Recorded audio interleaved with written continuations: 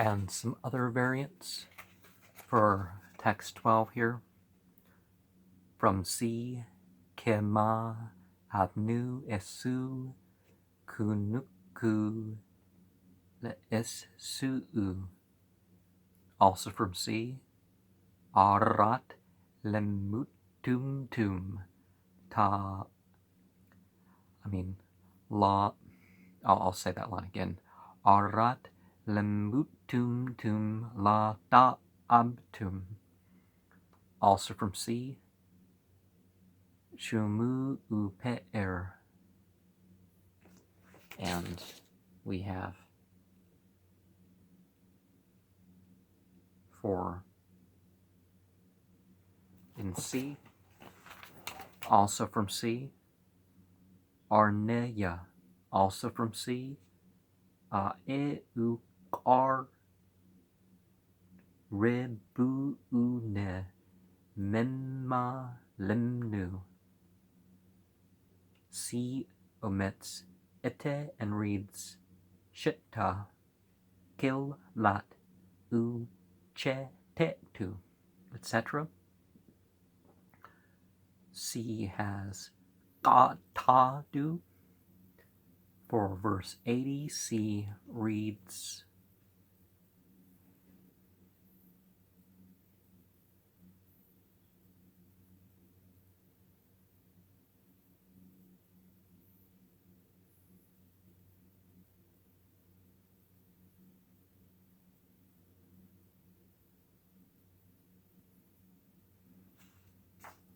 Edele ish leba'a kebebalahu. For verse 81, C reads Kima, Shami'e, Lulil Inna, Ruche'e, Kashape, U Kashaplu, Kashapte, Lemnute, Shah Ibshunya, Kema Irsetum. And again with C, La Tabu Tum. Again with C, Kema. Again with C, Esu Binu.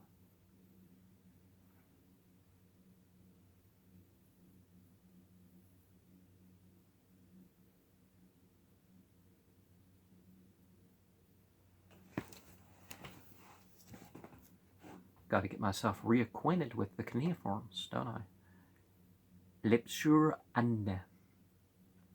Another from C, Arneya. C inserts Ilu E'au. C says Le Sha'at Lema. Another variant from C, Lebebu. A variant from C, Sha Ilu Gishbar U Ilu Azag Izu. And from C, Elo Ea. From C, Nish Kat Ti Du Ya Lekun Lenu Uch. And so on. Another from C, Ilu Ea. Another from C, U Sharat. Another from C,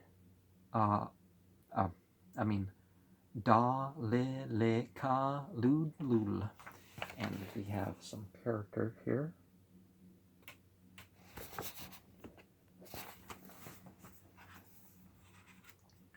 And some final variants we have here. From D, U. From D, La. From D, Lu'u. From D, Sha. From E, U Amilutu. 108 forms 2 lines in E, which read Par Is Na Pishtim Tim. And Kalubeda. E has Itu Sha Asnika Anna Ya Ashe. E has a variant Shukna. E has Litam Mu'u. And for 113, E reads Shuta dam ektata lumur lutul. E has N. And a final variant here, Shana, is apparently omitted by E.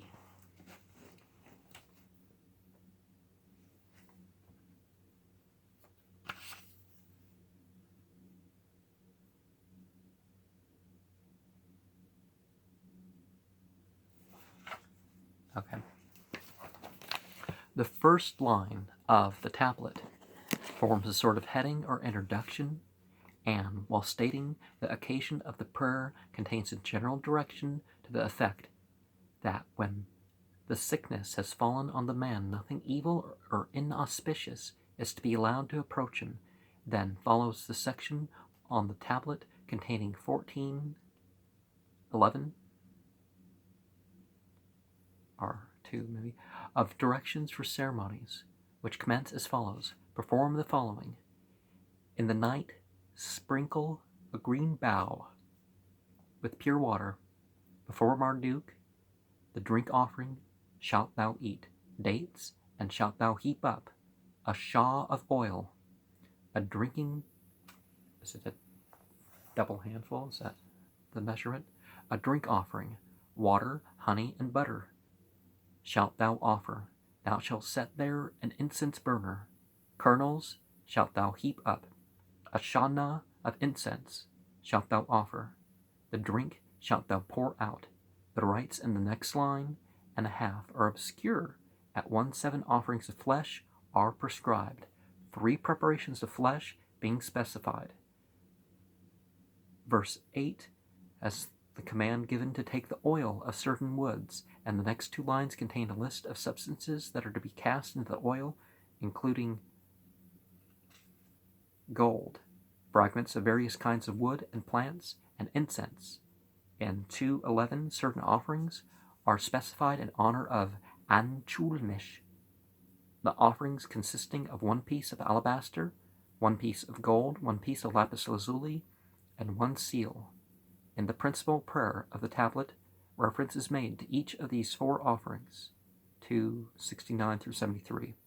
And as the prayer is addressed throughout to Marduk, it is obvious that Anchulmish is merely a title of the entity Marduk.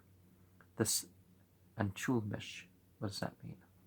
The ceremonies conclude with an injunction to the offering, to the officiating priest to hold the hand of the sick man and recite the incantation. The incantation, which occupies 17 through 94, is as follows. Entity, okay. Compound ideogram, and it's not to be translated. Ilu hidute. The rendering of the god of joys is therefore tentative. Okay. Anchulmish. So what does that mean? O Marduk, Lord of lands, the mighty, powerful, unique, perfect, the exalted hero, suffers no change, the strong one, the king who, O Marduk, the illustrious, the great one who, the mighty, the illustrations, the storm of the weapon, the battle. O, the perfect, the great, Marduk, the Lord, O Marduk, the Lord, Lord of the heavens, of mountains, and of oceans, who, the hills, Lord of, and fortresses, who guideth the rivers, who bestoweth the kernels and grain, who createth wheat and barley, who reneweth the green herb, who createth the handiwork of female entity and male entity.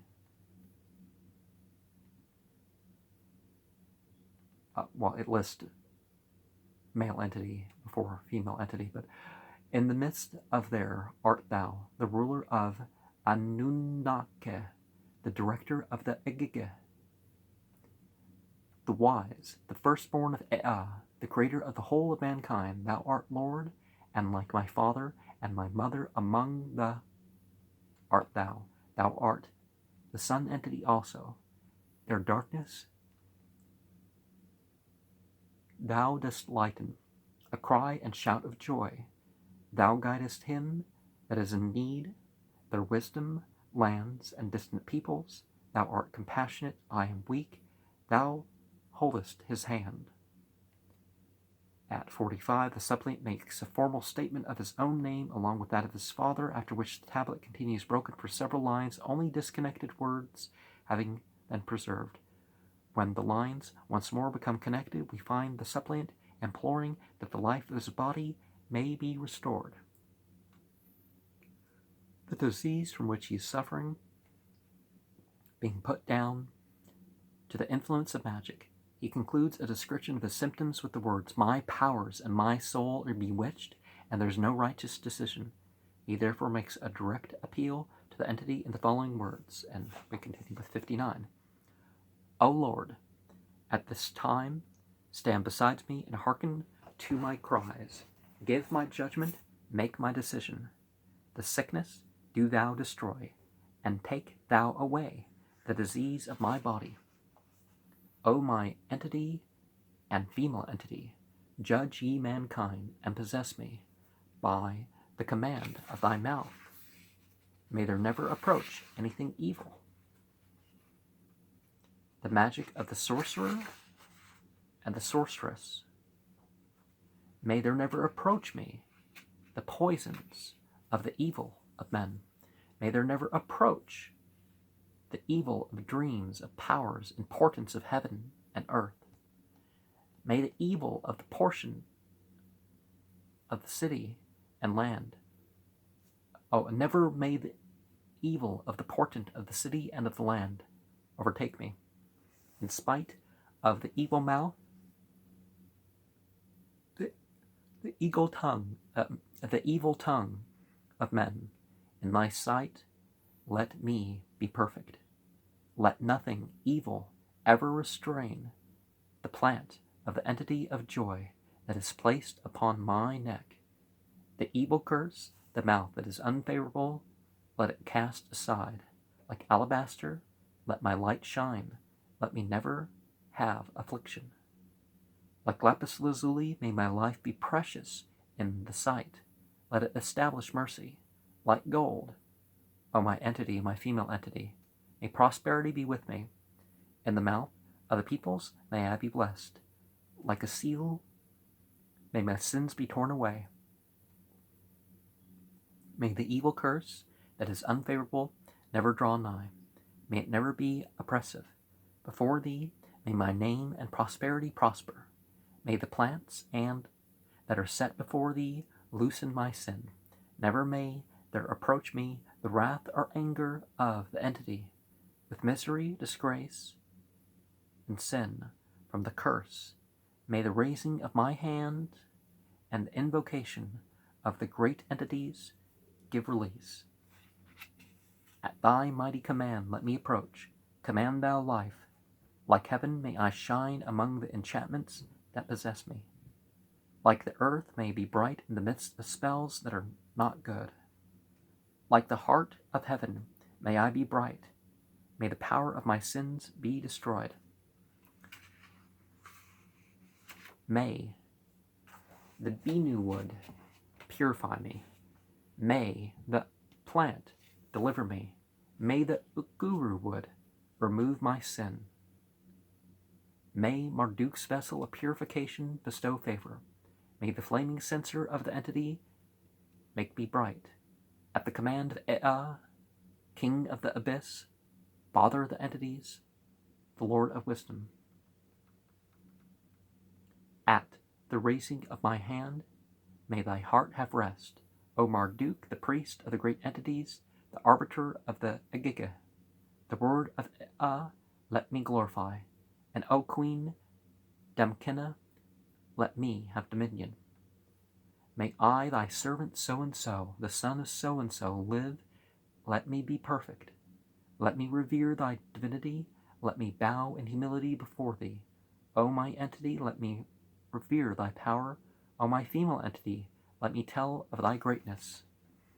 And may I, the priest, thy servant, bow in humility before thee. On the conclusion of the prayer there follows 3 short sections of ceremonies, an incantation of 10 lines, and a final section of ceremonial directions. After the first of these sections, the sick man himself ceases to take part in the ritual. For the section concludes with the injunction that he shall go straight to his house without looking behind him. The remainder of the tablet deals with the due disposal of some of the offerings and objects that have been used in the ceremonies at the commencement of the verse, and in the course of the incantation. Perhaps the priests don't want it seen what they're going to do with the offerings, because it's really not the gods that are eating the food and taking the gold and stuff, are, these things that people call gods, 101 through 104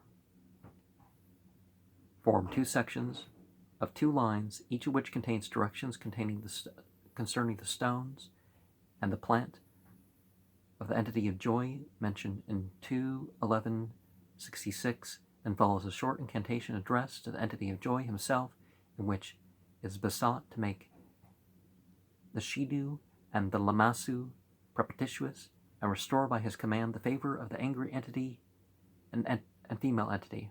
The last section on the tablet contains directions concerning the plant of the entity of joy, the recital of the incantation, and the offering of a vessel of purification and a censer. 121 gives the catch line for the next tablet, which probably contained similar prayers and ceremonies to be recited and performed for the relief of some other form of sickness. In K 2513, a tablet containing directions for ceremonies, the first section of column 4 commences, Inuma Amilu Lumun Merce Zetaruda de Pala Kalubida Upeshu Lemnita. While the second section containing ceremonies for a similar occasion, it is therefore probable that the ceremonies attached to the incantation number 12 form an extract from some larger work devoted entirely to ceremonial observances. The disease itself with which the tablet deals would appear to be of the nature of possession or bewitchment. Kuyunjik number 2572, Inuma Anna Amilu Zetaruda Sha Ilu Nin Kilete Epu Usu.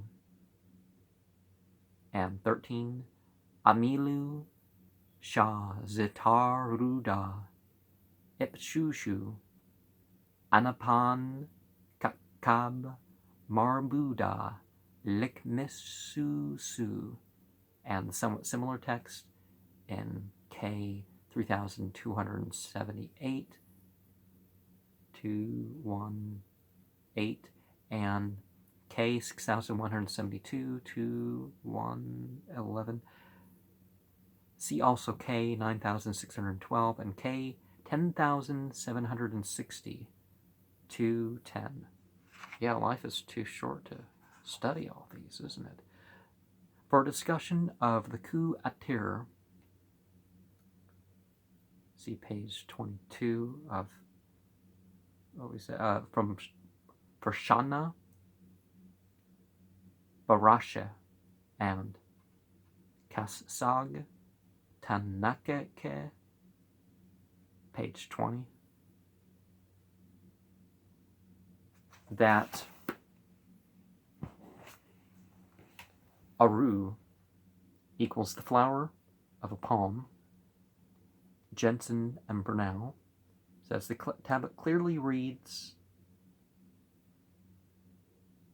not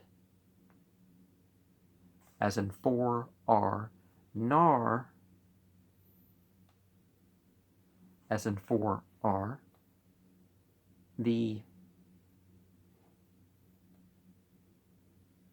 is possibly to be identified with the plant sham,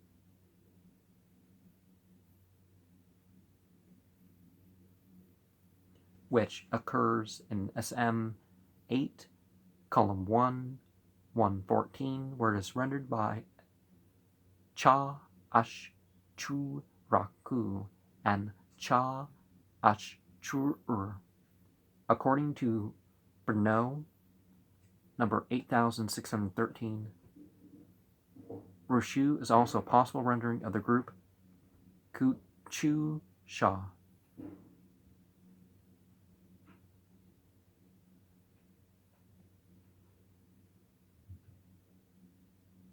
The three forms of flesh here enumerated may represent the flesh of three different beasts or fish, and generally prepared in three different ways. The Shure Kaize was possessed, so named from its appearance, Kaize being Chamatu Sha Ishate. For the text of the tablet, documents Paris for at the beginning of 1.6, read according to the tablet. Inna Mushe Shu Atum. And to show you some of the characters that we're going to go over. Obviously, certain things have been reproduced here, even smudges in a word, so we should be okay with this. It's to be here taken as Shamnu. In ritual text, Shamnu oil is rendered by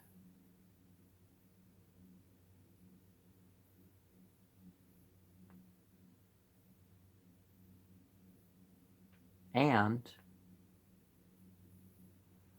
almost indiscriminately. No clear distinction in their use can be observed, although perhaps it is more often used for oil in general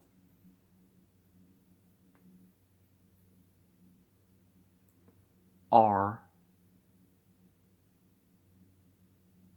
when the oil of some particular tree is specified, that should be read not as in 4R 116, that of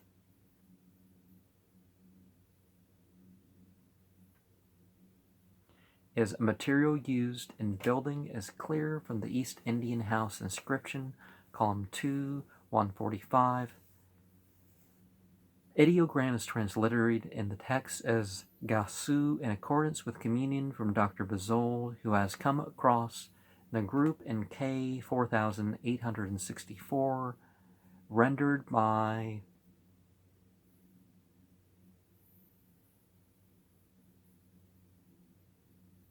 and who compares the Arabic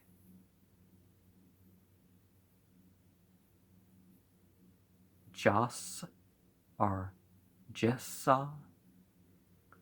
You can't have the vowel mark above and below the word. That really confuses what you're... see also list number 8470, upper now.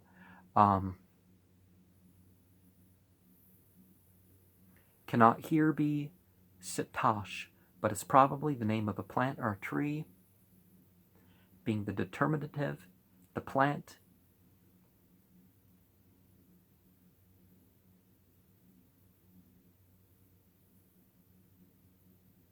which occurs in SM 8, columns 2, 1, 5, and possibly in K 4354, column 2, 1, 12. The sign in the phrases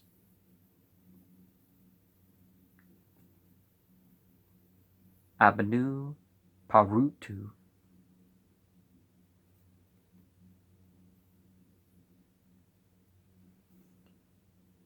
Churasu, etc. is to be taken as the relative, not as numeral.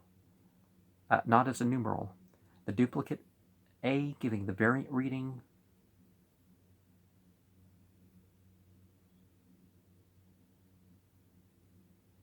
and there's some what's left here is unknown. In 11, 12, and 73, kunuku is written with the determinative. In 13, with, while in 73 the duplicate C writes the word with both determinatives. The end of this line should probably be restored. Ship to Elu Marduk Bil Matate. Shanitu Munushu. From 17, the incantation, being cited by the words from which it commences. And in this common rubric, the suffix is not generally appendix to the verb munu, so that it is possible the second,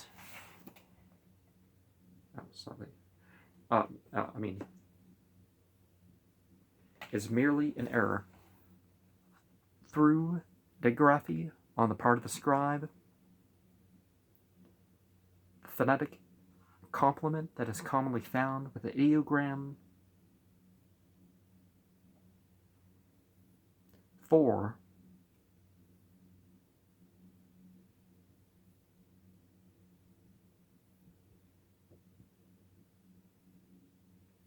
Sharu Shah of the text A gives the variant reading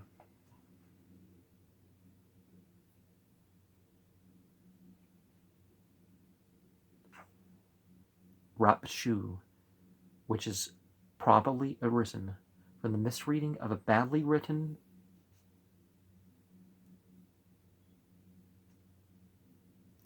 the characters in this line are rubbed as if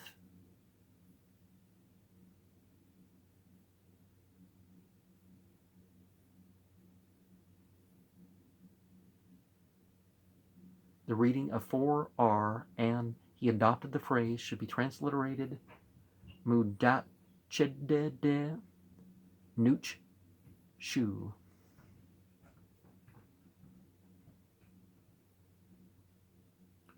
Who giveth great abundance. Nu'u should be read with 4R, not Nu'u as in 4R.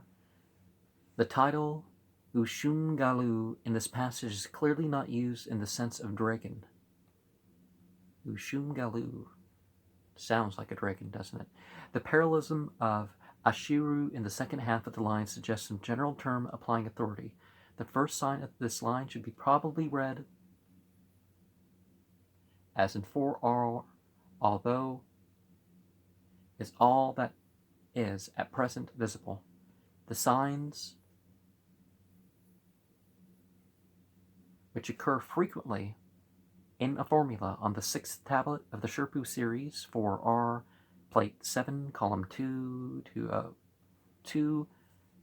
12, 22, 32, 42, 52, plate 8, column 3, 16, are explained by Jensen and as a verb, nesu, with the 3 suffix as instances of this occurrence of the phrase. He quotes the present passage.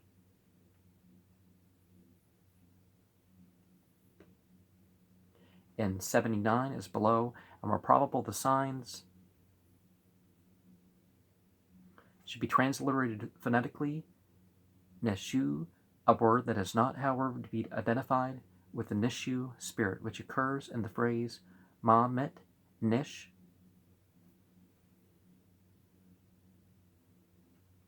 Shami'e Nish.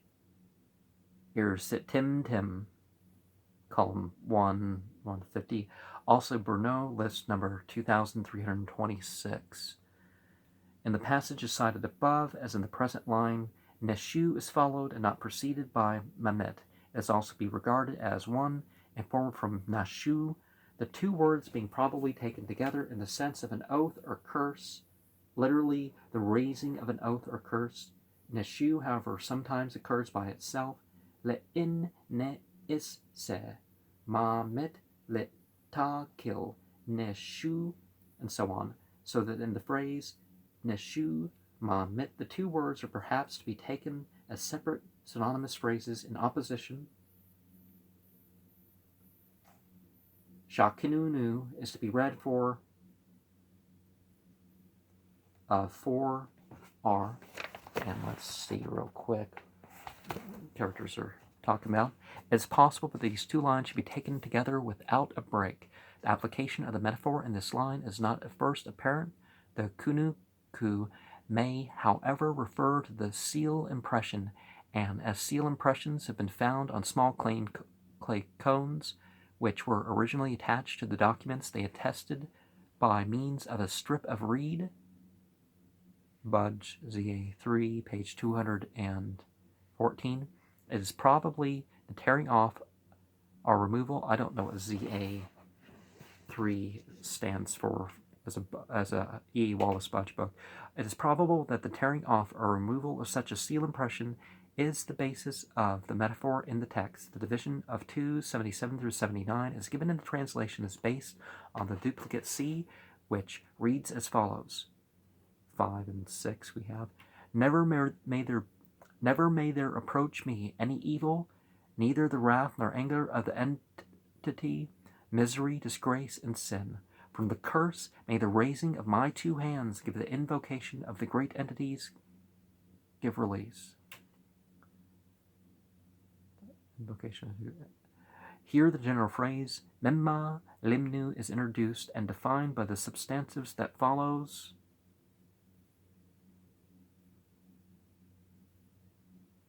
Has been explained by Jensen as Lu She Se Shu, or Le She Se Shu. The reading of C, however, proves that the phrase is to be transliterated Ne'ish Gate in opposition to Zikir Elane Rabute. Is written over an erasure. The scribe had probably begun to write omitting, but corrected his mistake on the rendering of